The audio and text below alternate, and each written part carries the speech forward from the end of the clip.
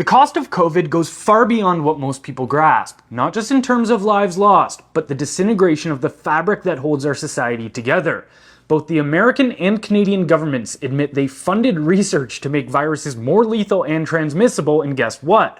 One of those viruses escaped, robbing us of years of our lives, of birthdays, weddings, careers, nursing home visits, and funerals. Small businesses wiped out, cost of living through the roof, our civil liberties trampled. Not to mention, we were forced to take an experimental drug sold as safe and effective while millions of adverse effects were swept under the rug by public health officials. Censorship was the norm, and dissent was quite literally stomped out by actions that were later deemed unconstitutional by federal courts. But that's not where it ends. Pretending the last 4 years never happened and moving on with our lives isn't an option. Taxpayers are stuck with a bill in the hundreds of billions for pandemic public spending, most of it squandered through corruption and mismanagement, which will take decades to repay. And we're not just on the hook for the cleanup, we're still funding the same corrupt officials who engineered this disaster. But there is hope.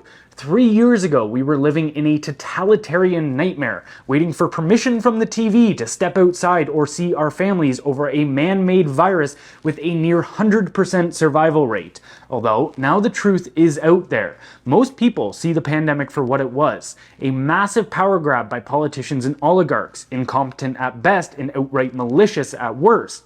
This page alone is proof. During the height of insanity, I had people actively attempting, and in many ways succeeding, to destroy my life. But fast forward to today, and this same page receives almost nothing but widespread support and agreement. The narrative has flipped. Cancel culture's dead, and those who chose ideology over merit, authority over liberty, and obedience over curiosity are now the minority.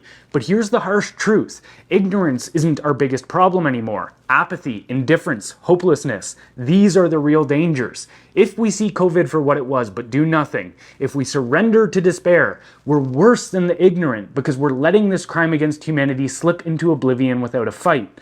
We're moving in the right direction, but until we see Nuremberg-style trials, until those who caused and profited from this chaos are removed from power, justice is dead.